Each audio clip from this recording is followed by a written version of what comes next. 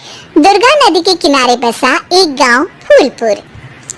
गांव में कुछ 100-150 लोग रहते थे। अंजलि, जो कि पास ही के जिले में रहती थी और 12वीं पास कर चुकी थी, उसके पिताजी ने बेटी को जल्दी विदा करने के लिए उसकी शादी फूलपुर गांव के मुकेश से करवा दी थी।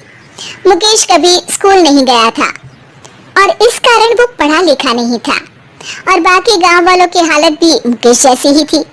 मुकेश के घर में उसके माता पिता भी रहते थे। सासू माँ, मैं बाहर मंदिर तक जा रही हूँ, आधे घंटे में आ जाऊंगी। अरे अभी कहीं जाने की जरूरत नहीं है, चुपचाप जाके रसोई में रात के खाने की तैयारी करो। और ये घूंघट क्यों हटा लिया है तुमने? क्या पता नहीं कि इस गांव में औरतें बिना घूंघट के नहीं रहती।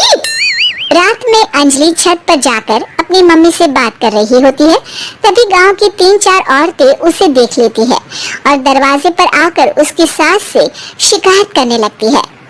और क्या हुआ? अरे छत पर तो देखो, आपकी बहू मटक मटक के किसी से फोन पर बात कर रही है। दिन भर फोन पे लगी रहती है। अरे कल तो मंदिर के पास वो क्या कहते हैं, सेल्फी ला रही थी।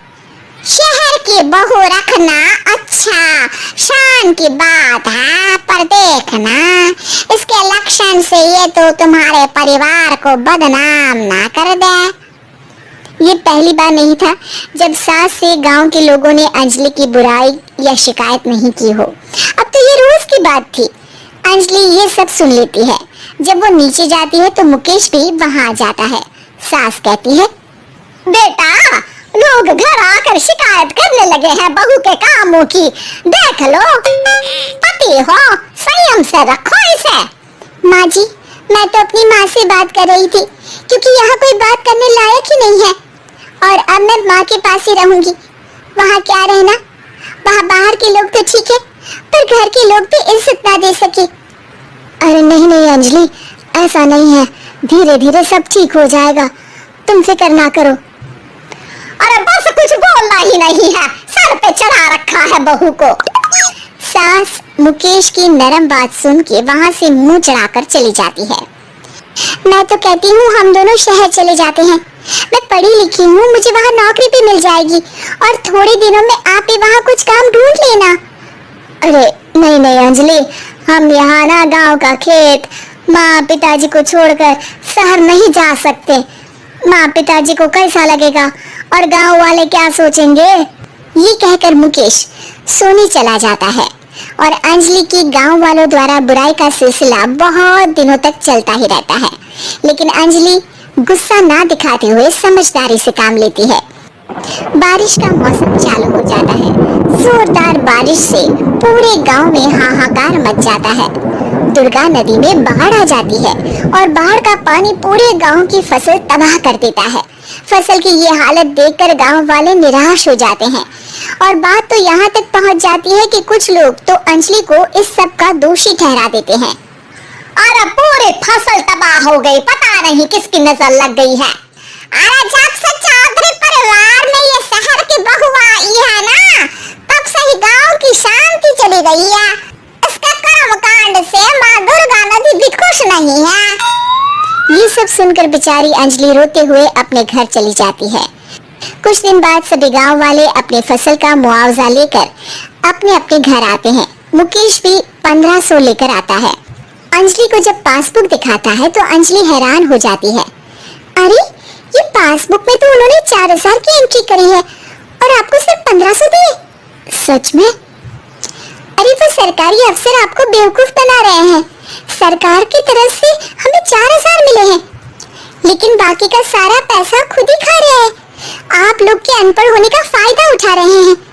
ये सब सुनकर मुकेश परेशान हो जाता है, लेकिन अंजलि उसे हिम्मत से काम लेने को कहती है और सुबह होते ही मुकेश को पंचायत कार्यालय ले जाती है और साथ में गांव के और लोगों को भी।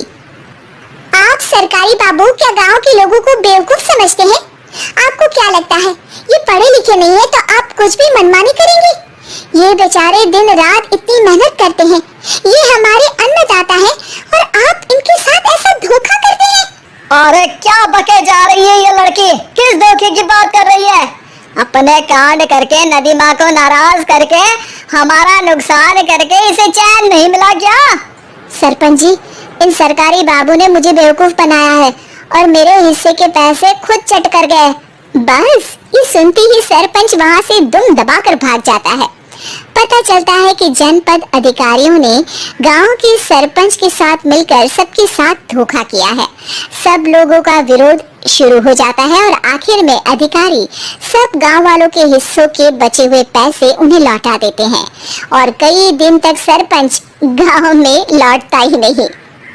अंजलि, तुम नहीं होती तो हम गांव वालों को तो पता ही नहीं चलता कि ये हमें हर बार बेवकूफ बनाते हैं। हाँ अंजलि बेटी, हमें माफ कर दो। हम सब तुम्हें बुरा भला कहते रहे, लेकिन तुमने ही आज हमें बेवकूफ बनाने से बचाया है। हमें तुम पर गर्व है बेटी। अब समझ आया कि सरपंच तुमसे नहीं, तुम्हारे पढ़े लिखे होने से नफरत करता था। क्यों ना इस बार हम अंजलि को ही सरपंच पद के लिए चुन ले? क्या कहते हो गांव वालों? पढ़ी लिखी सरपंच। बस पूरा गांव अंजलि के लिए ताली बजाता है और अंजलि की सास उसे खुशी से गले लगा लेती है।